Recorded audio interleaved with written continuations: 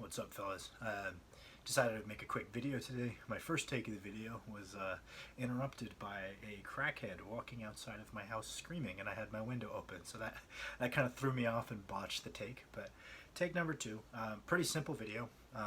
Someone asked me on Instagram about it, so I figured I could turn it into a pretty quick, nice little video with some practical, like actionable suggestions. Basically, just what are my top accessories for overhead press as a reasonably good overhead presser. My PR to date is 350.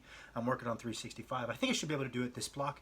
Just kind of depends how much moving throws off my eating, my sleeping regimen, all that good stuff. Maybe I'll be a little bit too stressed, so then it'll be the block after. Seems to be going well. I've coached some reasonably good overhead pressers, so I figured I would make a video on what I rate the highest. Not necessarily the best, not the only ones that work, just what my personal favorite ones. So really wanted to include a quick preamble here to help you guys avoid the pitfalls with this kind of video that I have gone through as a relatively young person who got a lot of lifting information from YouTube videos. Videos like top blank accessories get a lot of views. And they're very, very tantalizing, and I think people tend to think, oh, my bench or my squat or my deadlift isn't going up. It's because I'm not doing the right magic accessories, or I'm not doing the right accessories to address my weakness, right? And I think this is a flawed way of thinking about it, trying to fix what you're doing with your accessories. Accessories are supplemental by nature, and I think that's really important to bear in mind. You should be doing enough of the main motion you want to get better at with a high enough rep quality that you're able to get better in the absence of any accessories. And that's kind of my litmus test for my own programming. I'm like, am I doing enough deadlifting through the week? Am I doing enough work sets in the right rep ranges, in the right set ranges? The right loading protocols that I'm going to get better in the absence of my accessories. And is my technique, am I putting enough focus into my main motions and my direct variations of my main motions that my technique is, am I thinking about it, my technique getting better just because I'm working on improving my technique, not because of some magic accessory fixing it for me. And I want to be able to make sure that my program is good enough and my effort is good enough that I'm progressing in the absence of accessories, and then I adjunct that with the accessories. That's really important, and I think that's something that really improved the quality of my lifting was, hey man, I really need to make sure that accessories are exactly that. They're accessories. They're not the primary work for the day, and if I skip them, I know I could still get better for the day. That's my preamble. I think this is a mistake that a lot of people make, is they think they're not doing the right accessory, they're not doing enough of the accessories, when more than likely that's not the biggest problem between you and the rate of progression that you're looking for. So with that disclaimer attached, my favorite accessories for the overhead press. So first we're going to start with a pretty basic one, which is an antagonistic motion. So we're training a vertical press. I think you should probably have some vertical pulling in your program. Strengthening antagonistic muscles just tends to make things feel a little bit easier. Your ability to stabilize the weight is maybe a little better, and I think it develops a stronger bottom position to have bigger lats and bigger biceps, to have a well stacked and well supported bottommost position in the overhead press. You speculate about pulling to pushing ratios all you want, but I find that overhead training tends to go a lot better when you also have some vertical pulling in the program. So that's gonna be the first one. The second one's kind of a couple of classifications of motions. So we're gonna have, IYT raises with our chest supported on the bench. We're gonna have face pulls, and then also we're gonna have just like mobility work for the T-spine. Basically, we want to make sure that we can extend through our T-spine rather than having to extend through our lumbar spine, or really have soft knees to reach a good overhead position, both at the bottom and at the top. And then we want to strengthen the musculature associated with maintaining that extended thoracic position. So I think that can be done with the face pulls, that can be done with a little bit of horizontal rowing, that can be done with the IYT raises.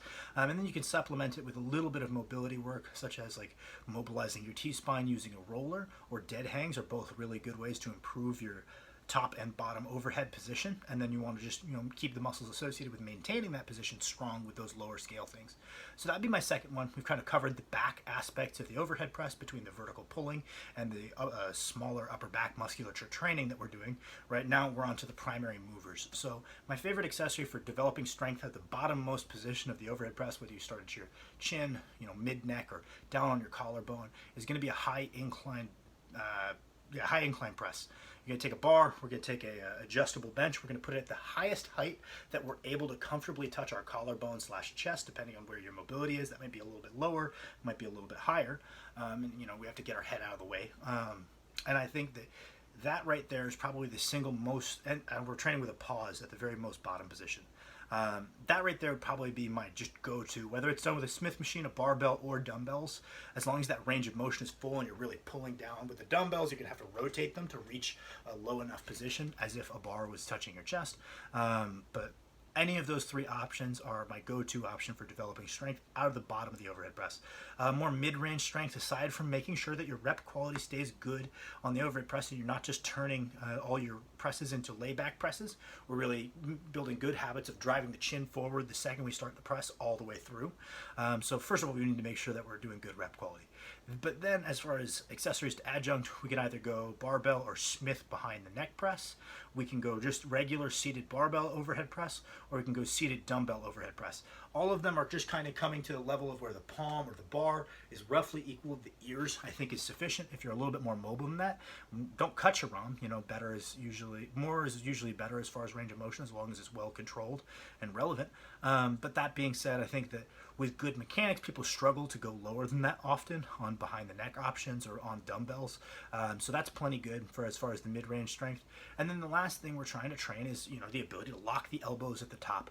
I think that, as long as we're training through a full range of motion with good mechanics, I don't think partials are very much necessary to develop that. I think that if you're locking out all your reps in training, and then you also do, my go-to accessory is going to be, if you bench with a wide grip, a grip for bench that's more similar to how you overhead press, or if you're someone who benches with a little bit more moderate grip, just your regular bench press will carry over better. I think that people often say there's very little correspondence between the bench press and the overhead press, but a lot of the people saying that are people who bench with relatively large arches, relatively wide grips. So we're increasing the demands on our pecs and maybe our triceps and decreasing the demands on our front delts. So yeah, I don't doubt that those people see very little correspondence between the two lifts. But if you're someone who benches like me with a little bit smaller arch, a little bit narrower grip, and a little bit more horizontal bar travel, the demands on the front delts are pretty big. So strengthening the front delts is going to yield some reasonable amounts of carryover both ways. And I know that if my bench press with a moderate to narrow grip is relatively strong, I will have no issues locking my elbows at the top of an overhead press. So that's relatively simple if it's something you're already training. And if you're someone who benches with a wider grip, the inclusion of a narrow grip as an accessory to your overhead can be quite helpful. The last thing I'm going to touch on, because it's something that's very often included in programs dedicated to improving your overhead press, is going to be lateral raises and rear delt flies. It's one of those things you're not going to see a direct carryover. It's just they're not primary movers, or their function is a lot more limited than the other things we've mentioned, and you could get pretty damn strong while remaining healthy in the absence of them. But it's such a small time commitment that I'm generally going to recommend a little bit of dedicated hypertrophy work for the lateral and the rear delts anyway. It tends to make a little bit stronger feeling bottommost position, and who doesn't want to look a little bit bigger? I think it's one of those things where it's kind of like a multivitamin. Even if I told you that studies have found that multivitamins have no impact on all-cause mortality, they're so cheap and it's such a extensive list of things that are in it that I might still take one anyway, just in case. That's kind of the approach I take with the laterals and the rear delt flies. Will anything bad happen if I don't do them for a couple of weeks? No, it'll probably be absolutely fine. But what if they help just a little bit? It's the accumulation of marginal gains. If they make a 1% difference across a training block, but then you stack a bunch of training blocks in a row, that's going to manifest in a pretty sizable difference. So I'd rather be safe than sorry with that kind of thing. But yeah, those would be my top ones. If you have any other videos like this you would like me to make, please leave them in the comments. If I fucked anything up about this one, please let me know, and I'll try to fix it next time.